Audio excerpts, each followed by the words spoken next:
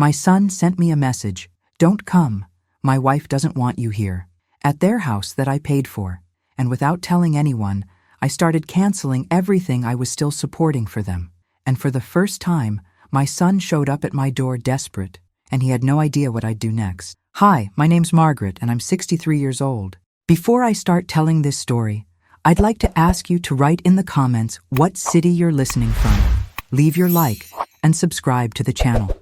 That way, you help me keep growing and bring you increasingly impactful stories. Continuing with the story, and so you can understand better, I'm going to tell you how it all started. You know that moment when you look at your phone and feel like the ground just disappeared from under your feet?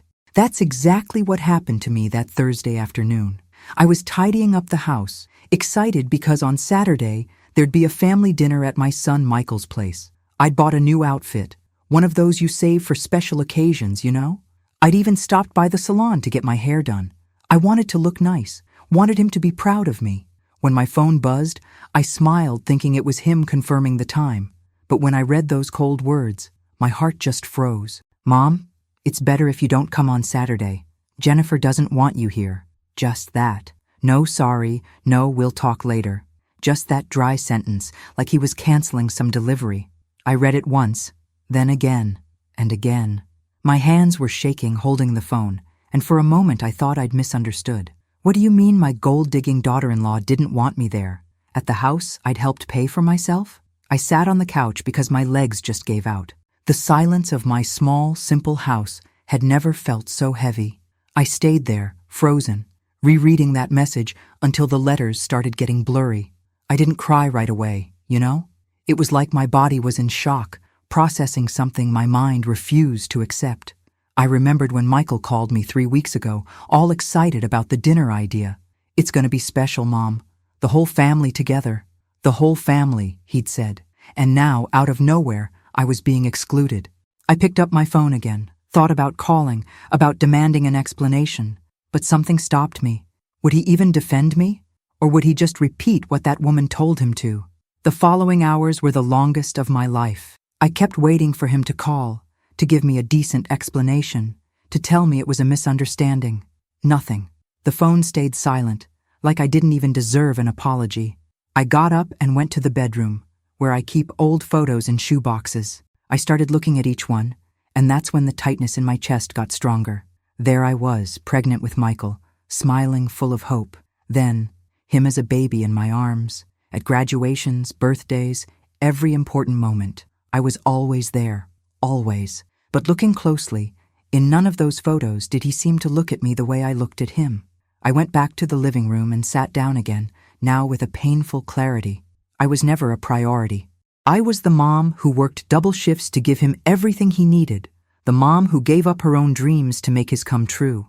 But in the end, I was just convenient, useful when he needed something, invisible when he didn't. That message wasn't just about a canceled dinner. It was about years of disrespect that I chose not to see. And the worst part? This real story was happening to me. An elderly mother who dedicated her entire life to an ungrateful son. The pain I felt wasn't anger, you know? It was something much deeper. It was exhaustion. Exhaustion from always giving in, always letting things slide, always swallowing humiliation to keep the peace. I grabbed my phone and reread the message for the last time that night. Jennifer doesn't want you here. As if her opinion mattered more than all the years I'd dedicated to that family. As if I were just some stranger, and not the woman who sold part of what she had to help my son get out of renting. And he just accepted it, didn't defend me, didn't question it, just obeyed. That night, I couldn't sleep. I stayed there staring at the ceiling, going over every sacrifice, every time I put him first. I remembered when he met Jennifer, how she was always polite to my face, but with that fake smile that doesn't fool anyone. The indirect comments about my clothes, my house, my way of speaking. And Michael? He'd laugh along, like it was all a joke, never defended me, not once. And now, she had enough power to exclude me from my own family. I turned on my side in bed and felt a tear roll down. But it wasn't just sadness, it was disappointment. When Friday morning came, I looked in the mirror and saw a tired woman. Not just physically tired, but soul tired. Was this what I deserved after everything? I spent the day trying to distract myself, But my mind kept going back to the same question. How did I get here? At what point did I stop mattering? I got my coffee and sat on the porch, watching the street activity. Neighbors walked by, said hello, went on with their lives. And there I was, stuck in a pain no one could see. An emotional story, the kind you think only happens to other people, until it happens to you. Saturday came, and I didn't leave the house. I kept imagining how that dinner was going. The laughter, the abundant table, everyone gathered together. Except me. Did anyone ask about me? Did Michael have the courage to make up some excuse, or did he just ignore my absence? I grabbed an old notebook and started writing. I don't know exactly why, but I needed to get it out. I wrote everything I remembered doing for him.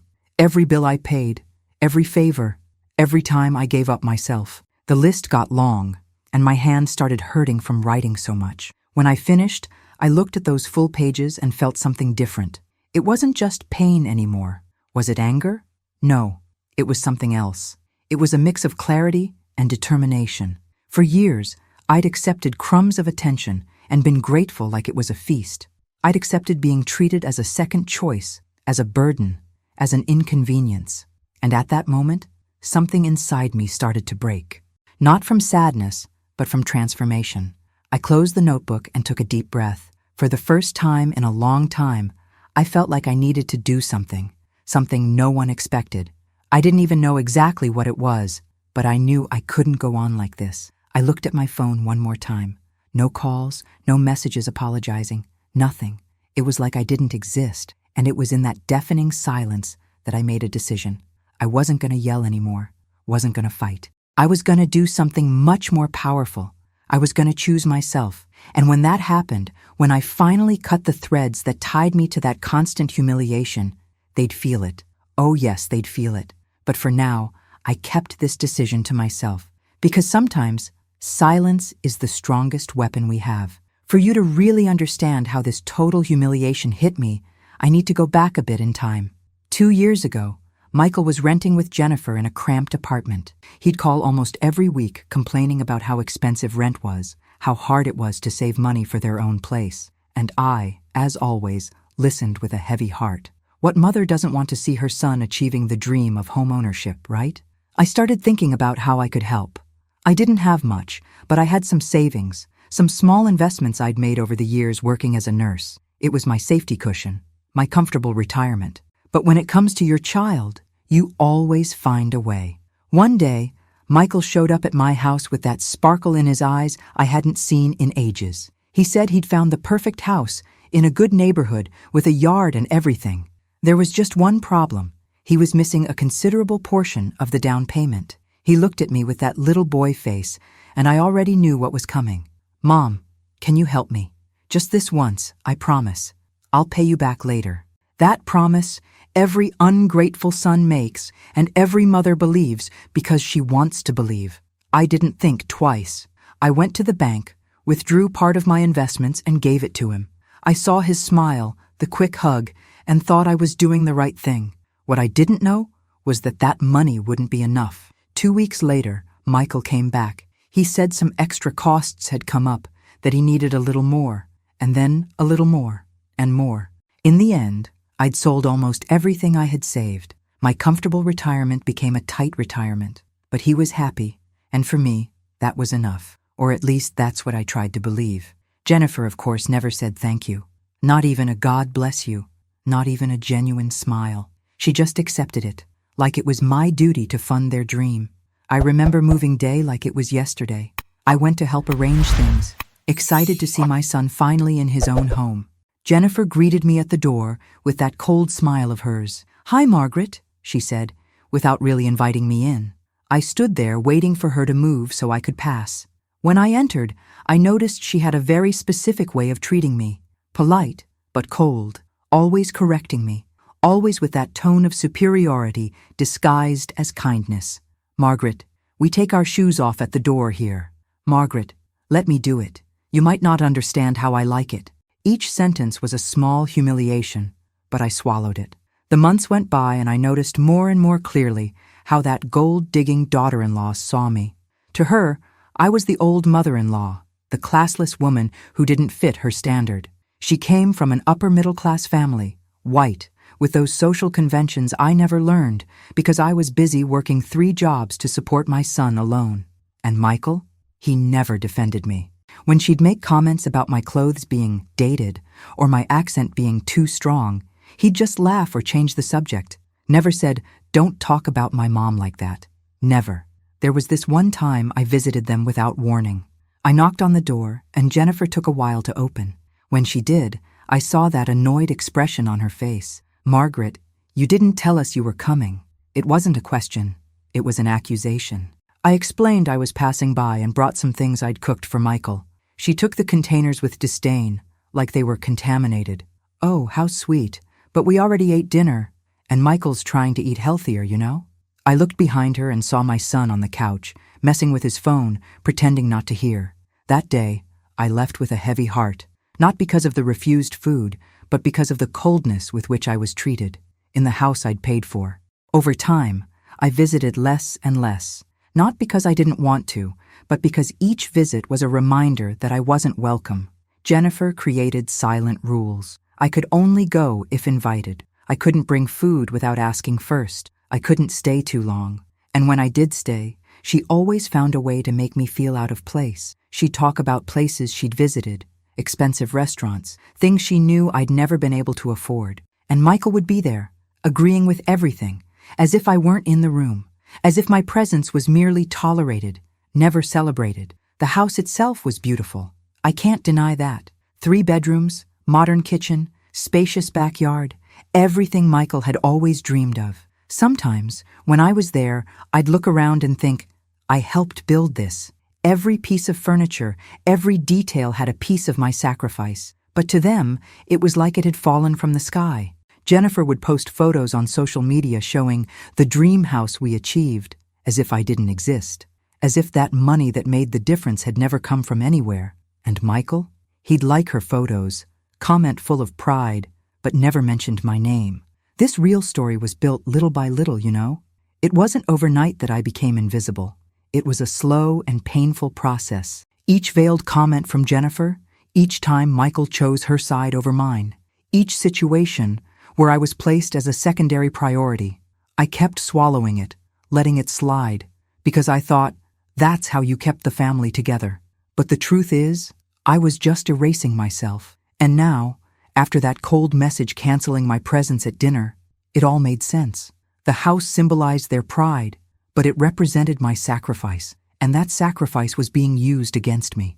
I kept thinking about this for days. How did I let it get to this point? How did I accept being treated like an inconvenience in the life I myself helped build? Every dollar I took from my account, every time I gave up comfort to give to him, every silence I swallowed to avoid conflict, all of that led to this moment. And you know what was most painful? It wasn't just Jennifer's disrespect. It was the fact that my own son allowed it. He saw, he knew, and chose to do nothing. For him, it was easier to push me away than to confront his wife. And that said a lot about who he'd become. Sitting there in my small house, looking at the walls that needed painting and the old furniture I didn't have money to replace because I'd spent everything on them, I made a decision. I wasn't going to accept this anymore. I wasn't going to be the convenient, elderly mother anymore, the one who shows up when she needs to give money and disappears when she's inconvenient. I started thinking about everything I was still supporting for them, all the little monthly helps they didn't even know came from me. And that's when I realized I had more power than I'd imagined. They'd built that castle of pride on top of my generosity, and now, without anyone knowing yet, I was about to remove each brick, slowly, silently, but definitively. Saturday night arrived, and I was home, alone, listening to the heavy silence that only those who've been excluded know. I tried to distract myself watching television, but my mind kept imagining how that dinner was going. I could picture the set table, the delicious-smelling food, the laughter echoing through the dining room of the house I'd helped pay for. Michael must have been there, all smiles, serving wine to the guests. And Jennifer? Oh, she must have been radiant, being the perfect hostess, receiving compliments about the decor, the food, and no one, absolutely no one, asking about me. It was like I'd never existed. I got up from the couch and went to the kitchen to make tea. My hands were shaking while heating the water. It wasn't nervousness, it was a strange mix of sadness and something I still couldn't name. I sat at the kitchen table, that little table where I always ate alone, and imagined the contrast. There, a big table, full of people, full of life. Here, me and my cup. Did Michael think of me for even a second? When he looked at the table, did he notice someone was missing? Or was it easier to pretend I should never have been there? I already knew the answer, but it hurt just the same. Around 8 at night, I grabbed my phone. No messages, no calls, not even a sorry, Mom, or we miss you here. Nothing. His silence said more than 1,000 words. He'd made a choice, and that choice didn't include defending or respecting me. I put the phone aside and took a deep breath. For the first time since I'd received that horrible message, I didn't feel like crying. I felt something different. It was like a curtain had opened, and I was finally seeing things as they really were. And what I saw wasn't pretty. I went to the bedroom and opened the desk drawer. I got that notebook where I'd started writing the night before. I sat on the bed and continued. I wrote every time I'd paid a bill for him. Every birthday present, every Christmas, every emergency I'd solved with my own pocket. The list was absurdly long. Credit card payments when he was unemployed, the car I helped buy, the college installments he couldn't pay, and of course, the house, always the house. That damn house that was now being used as an argument to exclude me from my own family. The more I wrote, the clearer a painful truth became. I wasn't loved. I was useful. There was a part of me, that mother part, that never gives up, that wanted to believe this was all a misunderstanding, that on Monday, Michael would call, would apologize, would explain it was all Jennifer's idea, and he didn't agree.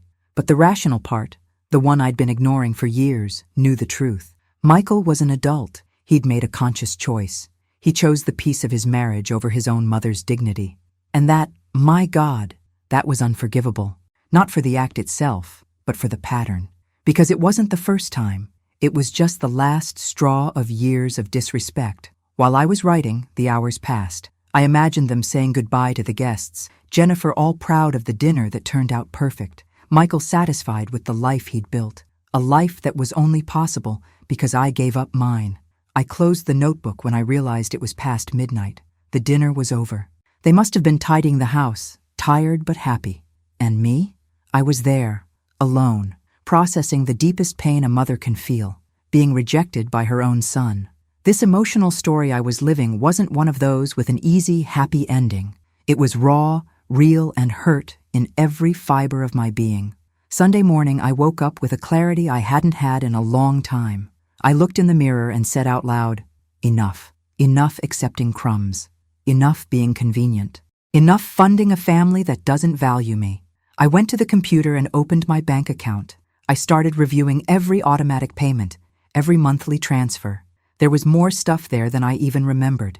The health insurance I was paying for Jennifer because she'd lost her job months ago. Michael's club membership. Small helps that added up made a huge difference in their budget. And they didn't even know it came from me. Or they knew and pretended not to, so they wouldn't have to say thank you. I wrote down each item on a separate sheet. I wasn't going to do anything rash, but I needed to have control of the situation. I needed to know exactly what I was supporting. While doing this, I felt a strange mix of guilt and relief. Guilt because, as a mother, I'd always thought my role was to give without expecting anything in return, but relief because I was finally considering setting a limit. Was I being selfish for thinking this way? Or was I just choosing to preserve the minimum dignity I had left? I looked at the list in front of me and knew the answer. It wasn't selfishness, it was survival. I spent all Sunday in that process. I reviewed bank statements, documents, receipts. Every paper I picked up was a reminder of how much I'd given up. And you know what the saddest part was? They never asked if I was okay, never worried if I had enough for myself. They just took and took and took, and I gave and gave and gave until there was nothing left of me, or almost nothing. Because there, on that silent Sunday, after a humiliating Saturday, I was discovering there was still a spark of self-love in me. Small, weak, but alive. At night, I sat on the couch with a cup of coffee and looked at the list I'd made. Everything I could cancel was there, black and white. My hand trembled holding that paper. Taking this step meant admitting the relationship was broken. It meant accepting there might be no going back, but continuing as things were. That meant completely erasing myself, becoming a ghost in my own life, an elderly mother who only exists to serve an ungrateful son. I took a deep breath. I hadn't made the final decision yet, but I was closer than ever. Before sleeping, I looked at my phone one last time. Still nothing. 48 hours since that cruel message and no sign of life. He was there, living peacefully, while I was falling apart here. It was at that moment that something inside me finally broke. It wasn't loud. It wasn't dramatic. It was silent and definitive, like a rope that stretches and stretches until it can't take it anymore and snaps. I turned off the phone, turned off the light, and lay down. For the first time in days, I slept because I'd made a decision. And Monday morning, without telling anyone, I'd start putting that decision into practice. Slowly, silently, but irreversibly. Monday morning dawned different.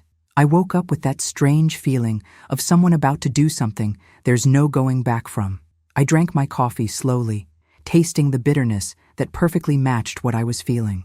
I got my computer and opened the list I'd made on Sunday. Each item there represented a thread tying me to that humiliating situation, and I was about to cut them, one by one, without making noise, without explaining.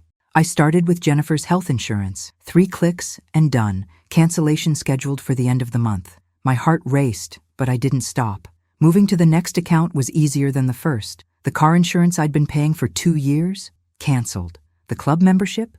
Canceled. That monthly transfer I made to help with expenses? Suspended. With each cancellation, I felt a mix of relief and guilt. Relief because I was finally doing something for myself. Guilt because, no matter how much I tried to rationalize, I was still a mother. And mothers are programmed to give, to protect, to support. But until when? Until I completely erase myself? Until I become just a walking wallet in the hands of an ungrateful son and a gold-digging daughter-in-law? I took a deep breath and continued. I wasn't going to back down now. The most impressive thing is I did all this without anger. I wasn't shaking with hatred, wasn't crying from hurt. I was just tired. Tired of being invisible. Tired of being convenient. Tired of living in a real story where I was always the villain when I set limits and the hero only when I opened my wallet. I finished the cancellations in less than an hour. 1 hour to undo years of silent sacrifice. I closed the computer and looked out the window. The world outside continued the same, people coming and going. But inside me, something had changed forever. In the following days, their life went on normally. Michael didn't call, didn't send a message. It was as if that dinner had never happened, as if excluding me was something so natural it didn't even deserve a follow-up. And Jennifer? Well, she was probably satisfied. She'd finally managed to push away the inconvenient mother-in-law, that older woman who didn't fit her aesthetic and social standard. They must have been there, thinking they'd won, that they had total control of the situation. They had no idea of the silent storm that was forming. Because I hadn't told anyone. I hadn't made drama, hadn't sent angry messages. I simply acted. As the days passed, I started feeling a strange lightness. It felt wrong to feel relief about pushing away my own son, but that's what I felt. For the first time in years, I didn't have that anxiety of checking my phone every hour waiting for disguised requests for help. I didn't have to worry about maintaining a lifestyle that wasn't mine. I started looking at my own bills with different eyes. With the money I was spending on them, I could do renovations on the house, replace the old furniture, maybe even travel. Travel! When was the last time I thought about doing something just for myself? I couldn't even remember. One afternoon, I decided to go for a walk in the park. I hadn't done that in a while. I always thought I had something more important to solve, always someone needing me. But now I had time. I sat on a bench and stayed there watching people. There was an elderly couple holding hands, walking slowly, laughing about something. I felt a pang in my chest. It could have been me, if I hadn't dedicated every minute of my life to a son who didn't recognize my value. But it wasn't time to lament the past. It was time to build something new, something where I mattered.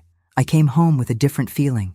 It wasn't happiness, not yet, but it was something like hope. I turned on the television and for the first time in weeks actually paid attention to what I was watching. My mind wasn't divided between the program and worry about Michael. I was there, present, whole. The silence of my house didn't seem so heavy anymore. It was starting to feel like peace, a peace conquered with much suffering, but peace. And the more days passed without news from them, the more I understood that silence wasn't punishment, it was protection.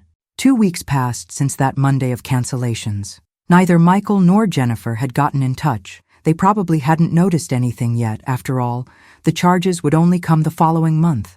I knew that when they noticed, it would start. The calls, the charges disguised as concern, maybe even a visit. But for now, I was in a peaceful limbo, and I started using this time to rediscover who I was. I bought books I'd always wanted to read but never had time for. I enrolled in a crafts class at church. Small things, but they made a difference. There was a specific moment that marked this transformation. I was tidying my room when I found an old photo of myself before getting pregnant with Michael. I must have been about 22, smiling at the camera, full of dreams. I looked closely at that young woman and didn't recognize her anymore. What happened to her? Where did her dreams go? Oh yes, they stayed tucked away in a little box called motherhood, forgotten in the name of a love I thought would be reciprocal. But it wasn't. And now, at 63, I was trying to find that young woman again. Was there still time? I put the photo on my bedside table as a reminder. The guilt still appeared, of course, especially at night when the house got too quiet.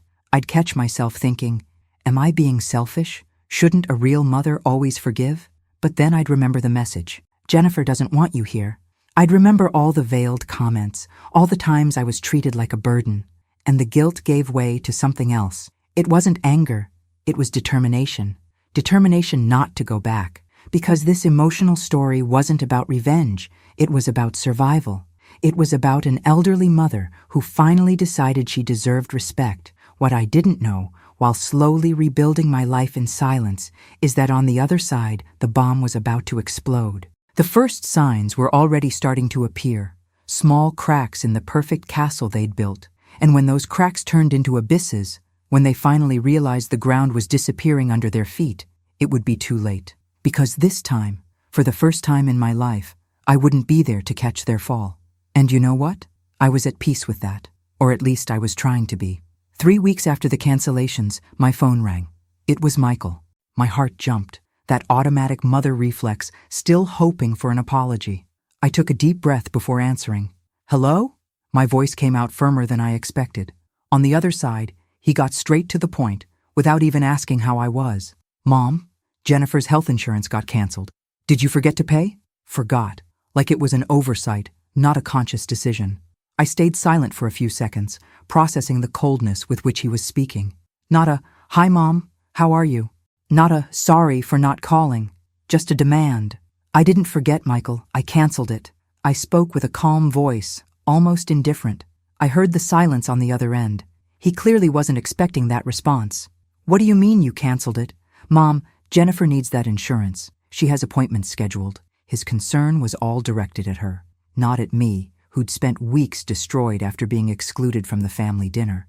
Not at me, who never received an apology. Michael, I can't pay anymore. I need to take care of my own bills now. A lie. I could pay, but I didn't want to anymore. I didn't owe it anymore. The difference between being able to and owing had never seemed so clear. He got nervous. You could feel it in his voice. Mom, but what are we going to do now? Her company's insurance doesn't cover everything. You know that. Yes, I knew. Just like I knew that for 2 years, I'd paid that insurance without receiving a thank you. You guys are going to have to figure it out, son. You're adults. I heard him take a deep breath, controlling his anger. Okay, fine. And the club membership? That got canceled too? He'd already noticed. Of course he had. When comfort disappears, people notice fast. I canceled that too. I canceled everything, Michael. I'm not going to support your lifestyle anymore. The explosion came. Lifestyle? Mom, you're talking like we're a couple of freeloaders. I stayed quiet, because that's exactly what they were. Ungrateful son and gold-digging daughter-in-law, living well at my expense while treating me like a burden. Look, I don't know what's gotten into you, but this is ridiculous. We've always treated you well, always included you in everything. I stopped him there. Included me in everything? Michael, you excluded me from the family dinner 3 weeks ago. You sent a cold message saying Jennifer didn't want me there, at the house I helped pay for. And since then, you haven't called once to see if I was okay. The silence returned, this time heavier. He knew I was right, but pride wouldn't let him admit it. Mom, it was complicated. Jennifer was stressed. There were lots of people coming. She what, Michael? She decided I wasn't good enough to be present? And you agreed? My voice started trembling, not from sadness, but from contained rage. You're my son. You should have defended me. But you never do that, do you? You always choose her side. Always. I heard him sigh, frustrated. It's not that simple, Mom. For me, it is. And that's why I'm not going to support you guys anymore. He changed strategies. His voice got softer, manipulative. Mom, I know you're hurt, and I understand. But can't we work this out by talking? You don't need to cut everything off like this, all at once. This is affecting us in so many ways. Affecting them. It never affected them when I was suffering. It never affected them when I was giving up my things to give to them. Michael, I spent 3 weeks waiting for an apology. You didn't call, didn't send a message, didn't show up here. The only reason you're talking to me now is because the money stopped coming in. That tells me everything I need to know. He tried to argue, but I wasn't listening anymore. Every word of his just confirmed what I already knew. I wasn't loved. I was needed, useful, convenient. And now that I wasn't being useful anymore, suddenly I mattered? Mom, you're exaggerating. We're not like that. I love you. You know that. Love. That word he used whenever he needed something. But that never came accompanied by actions that proved it. If you loved me, Michael, you wouldn't have let your wife humiliate me. If you loved me, you would have called to see if I was okay. But you didn't do any of that. So don't talk to me about love now. The call ended badly. He hung up irritated, probably went to complain to Jennifer about how his mother was being impossible. And me? I stayed there, holding the phone, with my hands shaking. Not from fear, but from adrenaline.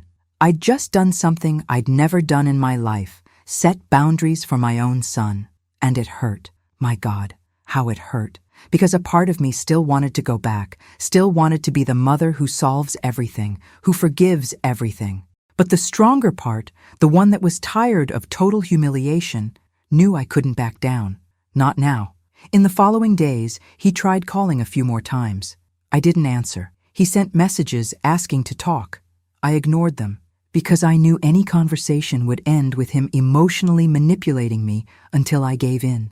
It was always like that. He'd use guilt, memories, the mother-son bond to get what he wanted. But this time, I was seeing the game clearly, and I wasn't going to play anymore. I temporarily blocked his number, just to have peace. I needed this time to strengthen my decision, to not weaken. A week after the call, I heard through the neighbors they were having financial problems, overdue bills, arguments, tension in the marriage. The first fall had happened, and it was just the beginning. Because when you build a castle on top of other people's money, when you get used to a lifestyle that's not sustainable on your own, the fall is inevitable, and fast. I knew that. And a part of me, that part that was still hurt, felt a small satisfaction, almost guilty, but real. They were finally facing the consequences of their own choices, and I was no longer there to cushion the fall. But what I didn't expect, what really caught me by surprise, was what would happen in the next few days. Because Michael, used to always having a safety net, wasn't going to give up easily. And when desperation hits, people show who they really are. And I was about to see my son in a way I'd never seen before. A way that would break my heart, but also free my soul once and for all. It was a Tuesday morning when I heard the doorbell ring. I wasn't expecting anyone. I went to the door still in my robe, coffee still hot in my cup. When I opened it, I came face to face with Michael. He looked different. Messy hair, deep dark circles, wrinkled clothes. He looked like he hadn't slept in days. For the first time in a long time, I saw my son vulnerable. And my mother's heart almost gave in right there. Almost. "Hi, Mom. Can I come in?" His voice came out low, tired. I stepped aside and let him pass. I didn't say anything, just waited to see what had brought him here after weeks of silence. He came in and went straight to the couch, sinking into it like he was carrying the weight of the world. I sat in the armchair across from him, keeping my distance. "You want some coffee?" I asked, more out of habit than desire. He shook his head. "No, Mom. I need to talk to you." I crossed my arms and waited. My heart was beating fast, but I kept my expression neutral. I wasn't going to make this easy for him. Not this time. He looked at his own hands like he was searching for the right words. I know you're mad at me, and I understand. I really understand. It wasn't anger. It was disappointment. But I let him continue. That message about the dinner, it was awful. I know. Jennifer was stressed with her family coming, and I just wanted to avoid conflict, you know? Always the same excuse. Avoid conflict with her, creating conflict with me. And so you thought it was better to exclude me? My voice came out colder than I intended. He sighed, running his hands over his face. It wasn't how I thought about it at the time. I thought you'd understand that it was just this once. This once, Michael? It's not just this once. It's always. Always when she decides I'm inconvenient, you agree. Always when she talks bad about me, you stay quiet. Always. He looked up, and I saw tears forming. But they weren't tears of genuine remorse. They were tears of desperation. Mom, I know I was unfair. I know I messed up. But we're going through a really tough time right now. Jennifer and we're fighting a lot. All the bills are overdue. I lost a major client and money's tight. We're really struggling. There it was. The real reason for the visit. It wasn't remorse. It was necessity. I felt something die inside me. That last hope that he'd come to really apologize, to acknowledge the mistake, to value me. But no, it was just about money. Again. And you came here because... I left the question hanging, wanting him to say it clearly. I wanted to hear it from his mouth. He hesitated, looked away. I know you canceled the things you were paying for. And I understand, really. But Mom, we need help. Just one more time. Just until I get another client. Until things get better. Just one more time. The phrase I'd heard hundreds of times over the years. Each just one more time had turned into years of dependency. Years of me supporting while they lived comfortably. And Jennifer? Does she know you're here? His expression changed. He got defensive. She knows I came to talk to you, yes. Why? Because I bet she didn't want you to. I bet she sent you to come because there's no other option. I was right. I saw it in his face. He tried to deny it, but the words wouldn't come out. Mom, it's not like that. It's exactly like that, Michael. Jennifer never wanted me around. She only tolerates my presence when she needs my money. And you? You allow it. You've always allowed it. And now that the money stopped, you show up here. Not to really apologize, but to ask for more. My voice was getting shaky, but I stayed firm. He stood up, agitated. You don't understand the pressure I'm under. You don't understand how hard it is. I don't understand. Michael, I raised you alone. I worked 3 jobs to put food on your table, clothes on your body, education in your head. I know very well what pressure is. The difference is I never had anyone to save me. I fought. And you? You got used to having a safety net. Me. He stayed quiet.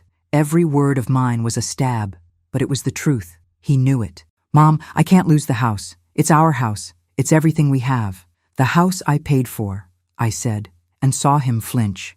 The house you use as a symbol of your success, but that only exists because I sold part of my security to give to you. And now you come here, desperate, asking for more? I got up from the armchair and stood, facing him. For the first time, I felt the power had changed hands. It wasn't him looking down at me anymore. It wasn't me begging for attention anymore. We were 2 adults having a difficult conversation, and I was no longer willing to give in. Michael, I love you. I'll always love you. You're my son. But I'm not going to buy respect with money anymore. The shock on his face was immediate, like I'd said the worst thing in the world. Buy respect? Mom, it's not like that. It's not? Then tell me, when was the last time you visited me without needing anything? When was the last time you called just to see how I was? When was the last time you defended me from your wife? Silence. He had no answer, because the answer was never. You only show up when you need something, and I'm tired. Tired of being useful and not loved. Tired of being a priority only when convenient. My voice broke at the end, but I didn't shed a tear. I'd cried too much for him already. He took a step toward me, trying to hug me. Mom, please. I stepped back. No, Michael, it's not going to work this time. You can't emotionally manipulate me every time you need something. I made a decision and I'm not going back on it. You guys are adults. You have jobs, you have capability. It's time for you to learn to walk on your own feet, without me holding your hand all the time. I saw the tears finally stream down his face, but this time I didn't move. I stayed firm. You have no idea how much this is gonna affect us, Mom.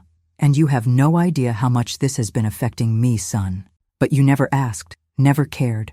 I walked to the door and opened it. I think you should go now. He stood there for a moment, like he couldn't believe I was actually sending him away. He walked past me, stopped at the doorway, and looked back. You're gonna regret this. It wasn't a threat. It was a final attempt to make me feel guilty. Maybe. But for the first time in my life, I'm choosing myself. And if that's selfishness, then so be it. I closed the door slowly, rested my forehead on it, and let the tears finally fall. But they weren't tears of weakness. They were tears of liberation. For the first time, I'd said no. I'd set boundaries. I'd placed my dignity above the fear of losing him. And you know what? Even though it hurt, even though it was the hardest thing I'd ever done, I felt lighter, like a giant weight had lifted off my shoulders. Michael left desperate, without the help he came looking for. And I knew this was far from over. In fact, it was just beginning. Because when you remove support from someone who's always depended on it, the fall is inevitable. And their fall was just beginning. 2 days after Michael's visit, my phone rang again. This time it was an unknown number. I almost didn't answer, but something told me to pick up. Hello? On the other side, Jennifer's cold and calculating voice. Margaret, we need to talk. Not a hi, not a how are you. Straight to the point. Typical of her. About what, Jennifer? I kept my voice neutral, not giving her the satisfaction of detecting any emotion. About this ridiculous decision of yours to cut off financial help. Michael told me about your conversation. Do you really think this is fair? Fair. She was talking about fairness. The irony was almost comical. Jennifer, I don't owe you any explanations about my financial decisions. I heard her huff on the other end. Of course you do. Your decisions are directly affecting our life, our marriage, our house. You can't just decide to stop helping like this, from one day to the next. This woman's audacity was impressive. Actually, I can. And that's exactly what I did. The silence that followed was loaded with anger. I could almost feel her squeezing the phone, trying to control herself. You know this is because of that dinner, right? You're so childish that you're punishing us for a situation you didn't even try to understand. Childish. She was calling me childish for not accepting humiliation.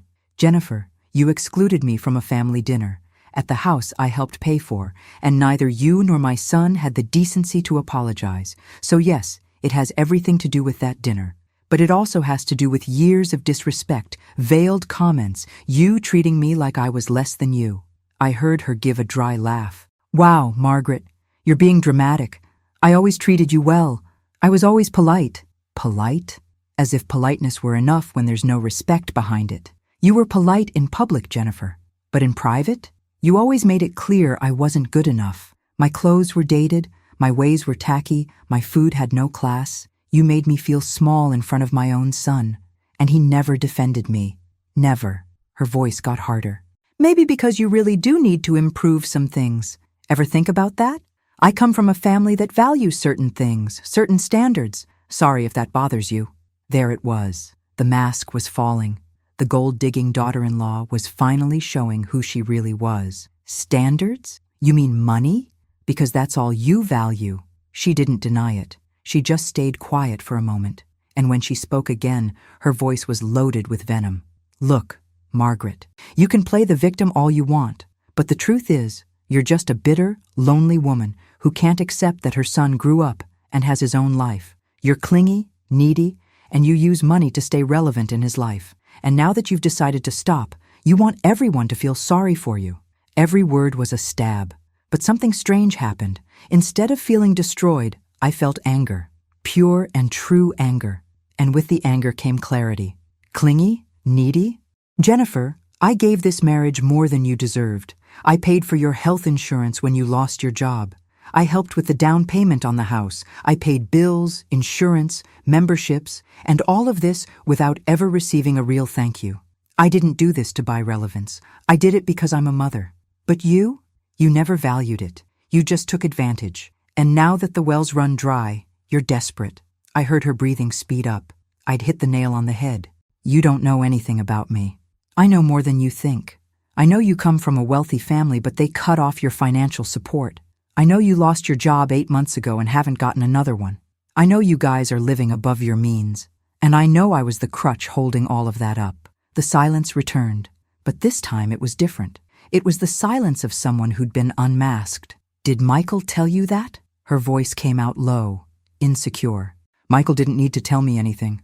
I have eyes, Jennifer. And contrary to what you think, I'm not stupid. I always knew, always noticed. I just chose to ignore it because I loved my son and wanted to see him happy. But now I understand that happiness built on top of other people's suffering isn't happiness. It's an illusion. She tried to regain control of the conversation. Look, Margaret, we can work this out. Let's schedule lunch, talk properly. No. My answer was firm. We're not going to work anything out because there's nothing to work out. You guys are adults. You have to learn to live on what you earn. It's not my responsibility to fund your lifestyle. She lost her composure. Your responsibility? Margaret, you're his mother. Mothers help their children. Or do you think now, just because you're feeling rejected, you can abandon him like this? Abandon. The word echoed in my head. I'm not abandoning anyone, Jennifer. I'm just stopping abandoning myself. And there's a big difference. The conversation was reaching a point of no return, and I could feel it. And then she said it. The words I always knew were there, but had never been spoken out loud. You know what the problem is, Margaret. It's that you were never good enough for this family. Michael deserved a better mother, more refined, more adequate. And as much as I tried to include you, give you tips, you were always too stubborn to accept help. You're just an old country woman who doesn't know her place. The words came out fast, loaded with anger and contempt. And there it was. The veiled racism, the class prejudice, everything that had always been insinuated but never said openly. I felt the tears burn, but not from sadness, from anger. Jennifer, thank you for finally being honest. Thank you for showing who you really are. And when Michael has to choose between defending his mother or staying by the side of a woman who only loves the status he can offer, I hope he makes the right choice. But something tells me he won't. And when everything crumbles, when you realize you can't build anything solid on top of lies and appearances, don't come looking for me. And I hung up. I simply hung up the phone in her face. My hand was shaking so much I almost dropped my cell. I sat on the couch and let the tears fall. But they weren't tears of defeat. They were tears of release. I knew that conversation would reach Michael. I knew she'd twist everything, play victim, turn him against me for good. And he'd probably believe her, because it was easier to believe his wife than face the truth about who she really was, and about who he'd become. My son, whom I'd raised with so much love, had turned into a man who allowed his own mother to be treated like garbage. And the worst part? He didn't even notice. Or he noticed and chose to ignore it. I didn't know which option was more painful. But one thing I knew, their castle was crumbling, and when it fell completely, I wouldn't be there to rebuild it. 6 weeks passed since that call with Jennifer. 6 weeks of absolute silence. No calls, no messages, nothing.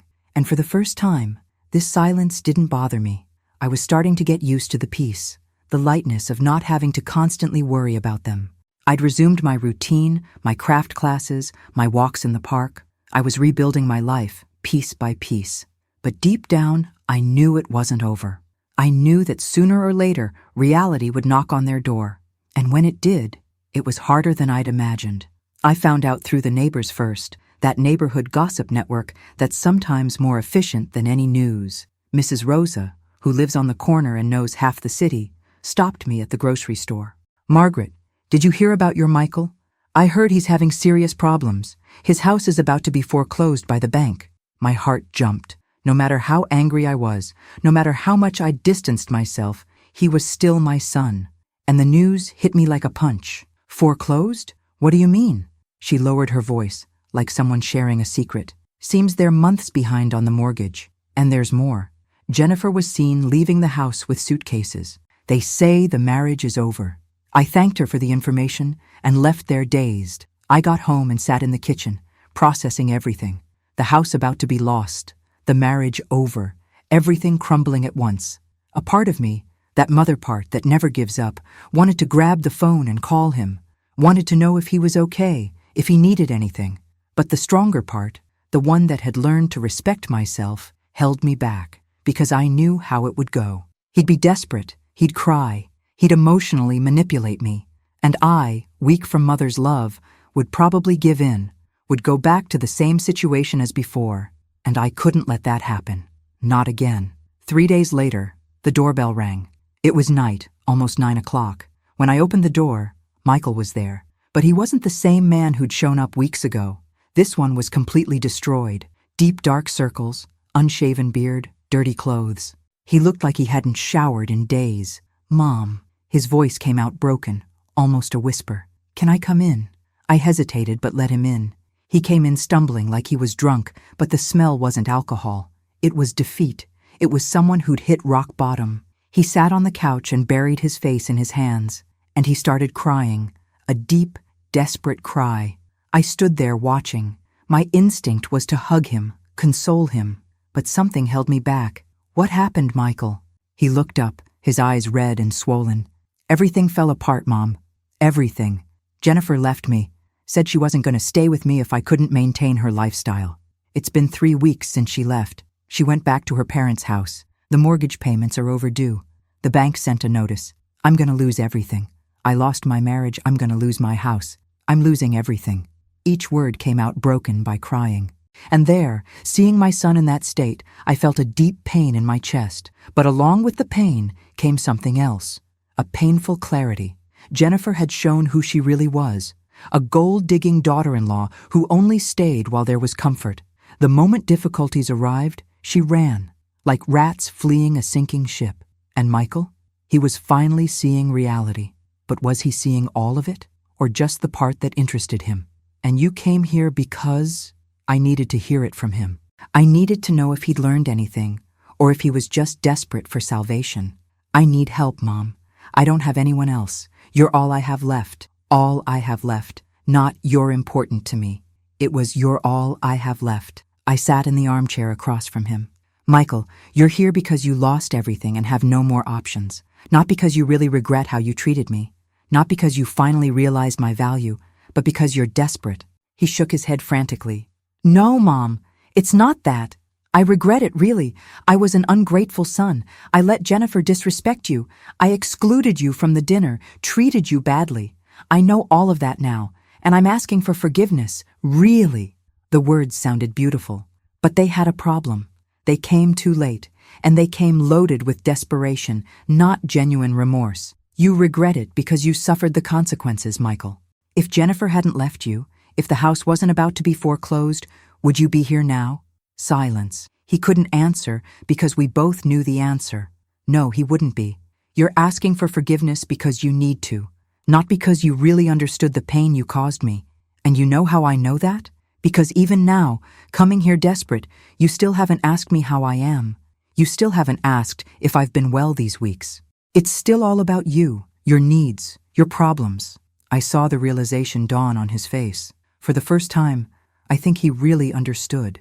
"You're right," he spoke quietly. "I'm selfish. I always have been. I always took you for granted, like you'd be there always, no matter how I treated you." At least he was being honest. "Jennifer used me, Mom. She never really loved me. She loved what I could give her, and when I couldn't give any more, she left, and I deserve it. Because I did the same thing to you. I only valued you when I lost you." Tears streamed down his face, but I didn't move, because forgiveness doesn't come for free. It comes from real change, not from pretty words said in desperation. "And now what do you want, Michael? For me to solve everything again?" He stayed quiet for a long time, and when he spoke, his voice came out different.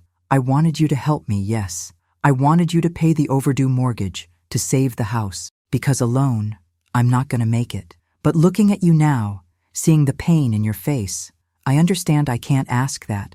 I don't have the right. I destroyed everything between us, and even if you helped me now, it wouldn't be out of love. It'd be out of pity or guilt, and you don't deserve to carry that guilt.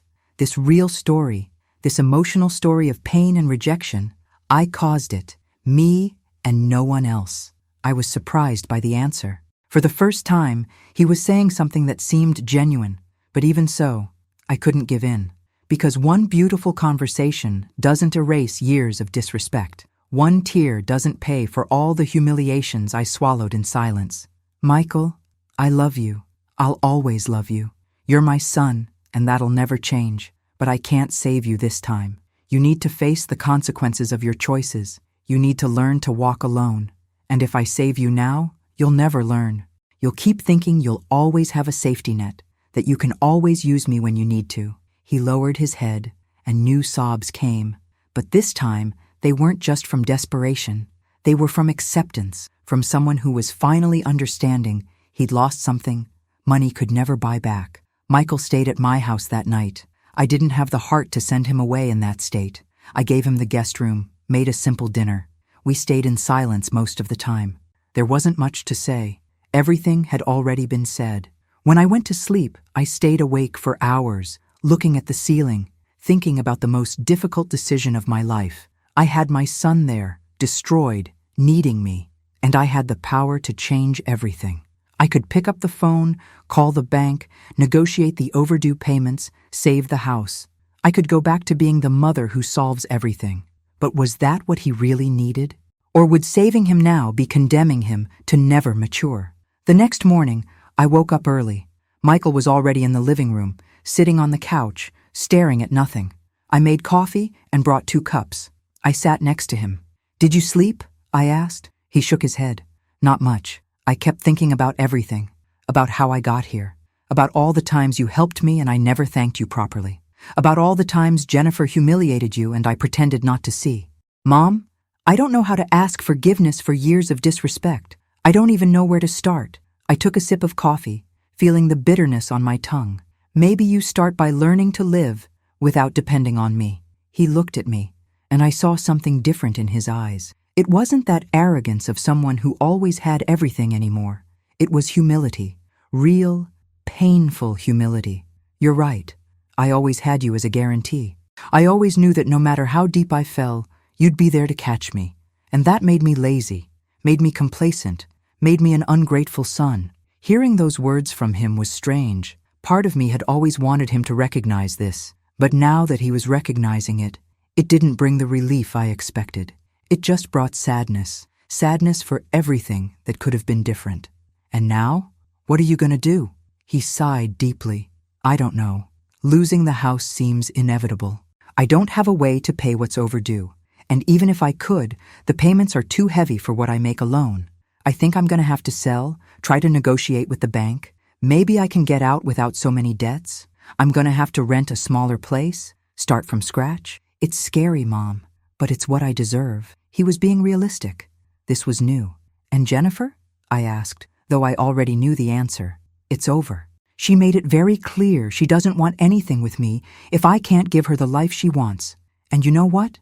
Maybe it's better this way, because now I see she never loved me. She loved what I represented. Just like you never valued me for who I am, but for what I could give," I said, and saw him flinch. But it was true. He needed to hear it. "It's true. And I'm going to carry this for the rest of my life, Mom. I'm going to carry the weight of having lost you, not because I had no choice, but because I chose to lose you. I chose Jennifer. I chose comfort. I chose false peace instead of defending you. And now I'm paying the price." We stayed in silence for a while. It wasn't an uncomfortable silence. It was reflective, like we were both processing years of mistakes in a few minutes. "Michael, I need to tell you something." He looked at me, waiting. "I could help you. Financially, I mean. I have the means to pay the overdue mortgage. I have the means to save the house." I saw his eyes light up for a second, but the light quickly went out, because he knew a but was coming. "But I'm not going to do it." I took a deep breath before continuing. "Not because I don't love you, not because I don't care, but because if I save you now, you'll never learn. You'll think that in the end, there's always Mommy to fix things, and I can't be that person for you anymore. I can't erase myself to support you anymore, because love can't exist without respect, Michael, and respect is earned, not bought." He lowered his head, and I saw the tears fall silently. "I understand, and you're right. I need to learn to walk alone, even if it's painful, even if I lose everything."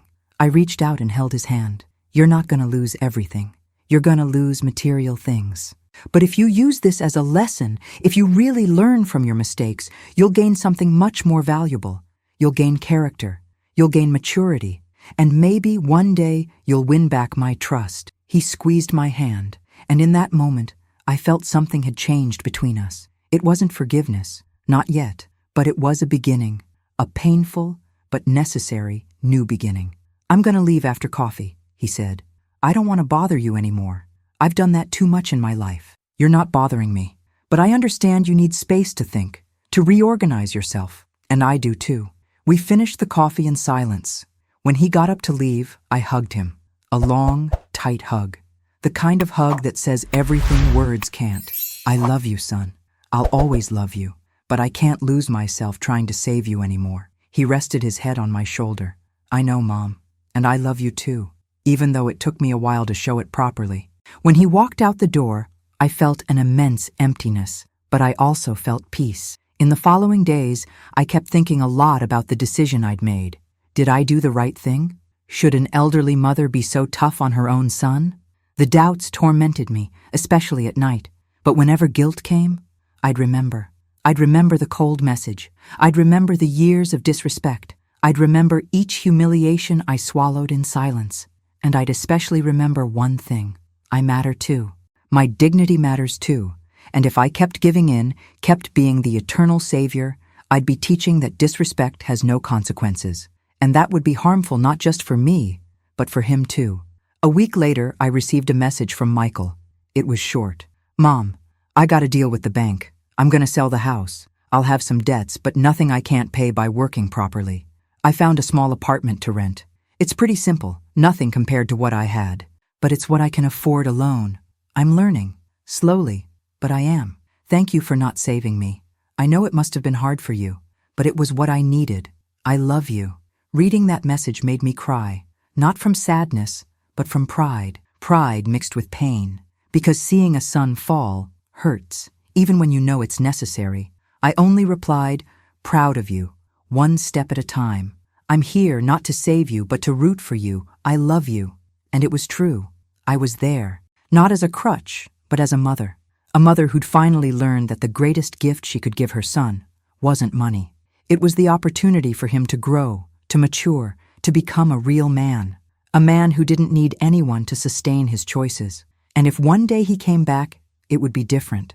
It would be because he wanted to, not because he needed to.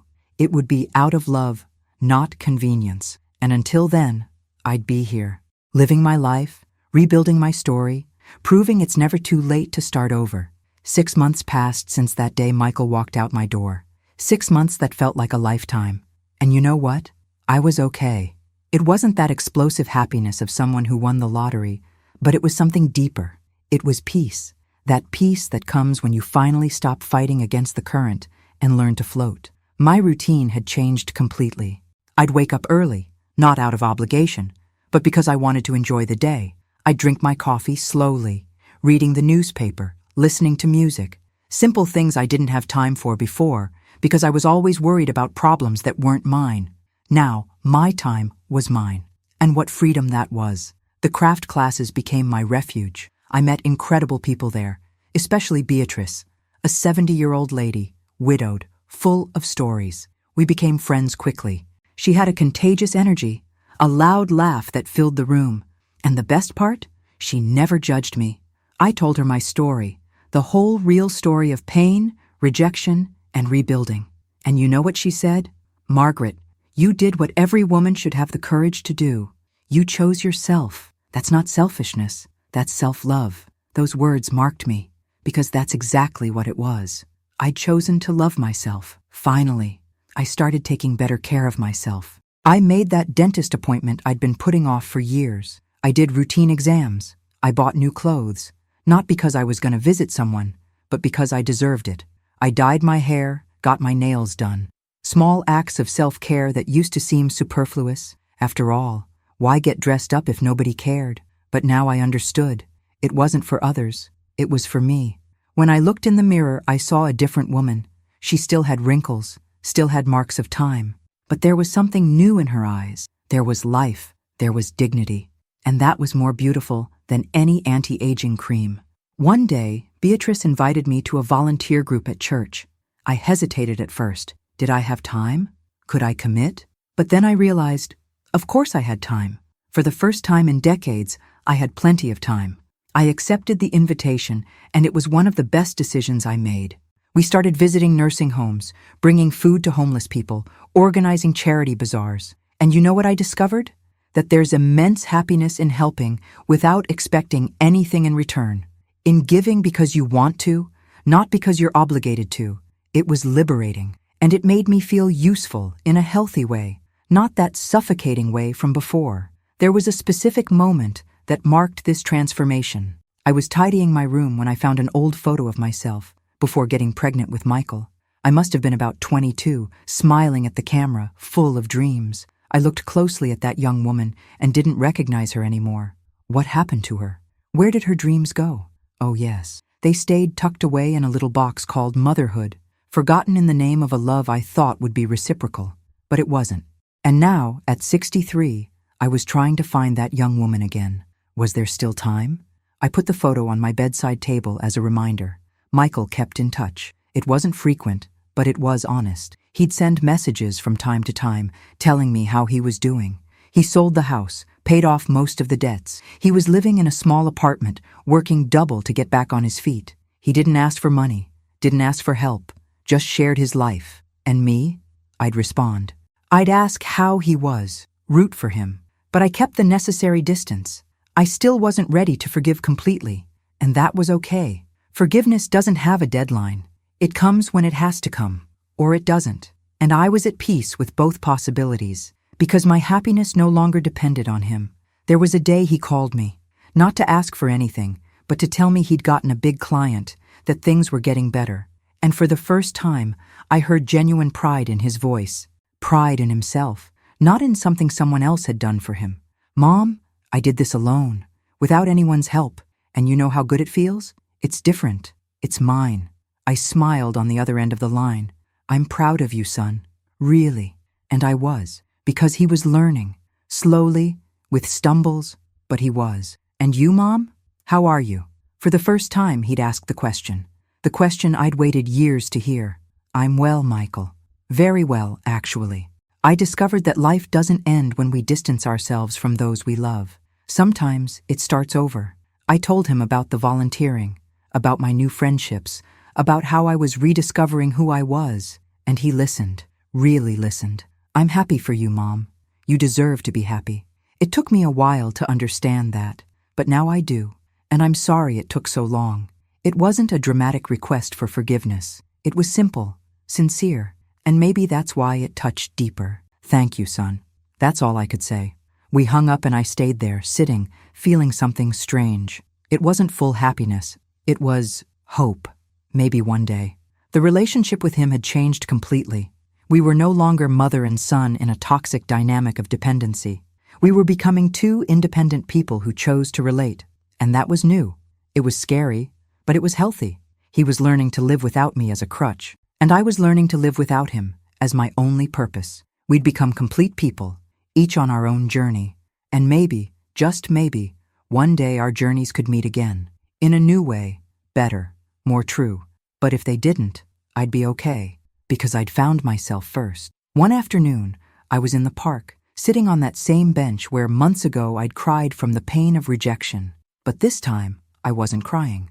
I was smiling, watching the children playing, couples walking, life happening around me.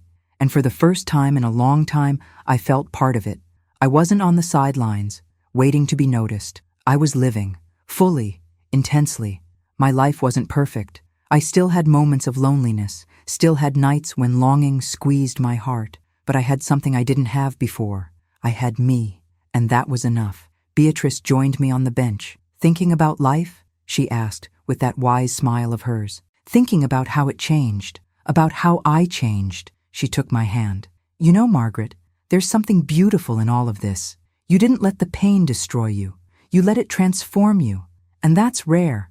Most people stay stuck in bitterness. But you freed yourself. I looked at her, feeling my eyes well up. It was hard. It was the hardest thing I've ever done. The best things always are, she replied. And in that moment, sitting next to a true friend, I knew. I knew I'd made the right choice. The months kept passing. Michael gradually got closer, respecting my space. We found a fragile but real balance. He was no longer that ungrateful son who used me. He was becoming a responsible man, someone I could respect. And me? I was no longer that elderly mother who erased herself for her son's love. I was a complete woman, with her own life, with her own dreams. And you know what was most incredible? I liked who I was becoming. For the first time, when I looked in the mirror, I saw someone I admired, someone strong, resilient, who'd gone through total humiliation and came out the other side, not just surviving, but living, really living. And so, my story came to an end, or rather, to a new beginning. Because sometimes we need to lose everything to understand what really matters. We need to feel firsthand the pain of rejection to value our own love. I went through the deepest humiliation a mother can feel, but I found strength where I didn't even know it existed. I learned that respect can't be bought, that love without dignity isn't love, and that it's never too late to choose yourself. Today, I look back and see a woman who survived, who respected herself, and who, despite everything, won. Not the way I imagined, but the way I needed to. And you, have you been through something similar? Have you found yourself in a situation where you had to choose between your self-love and love for someone? Have you felt like you were erasing yourself to please someone who didn't value you? What would you do if you were in my place? Would you have the courage to set boundaries, even knowing it could push away someone you love? Or would you keep accepting crumbs of affection in exchange for infinite sacrifices? Tell me in the comments. I want to know your story, your opinion, your advice. Because stories like this aren't just mine. They belong to all of us who one day needed to learn to say no so we could say yes to ourselves. If this story touched your heart, subscribe to the channel and turn on notifications so you don't miss other emotional stories that bring life lessons and make us reflect on our own choices and relationships. Every story I share here is a piece of real life. It's learning, it's transformation. And who knows, maybe the next story will be exactly what you need to hear today. Thank you for listening to me until the end. Thank you for being part of this journey with me. Until the next story.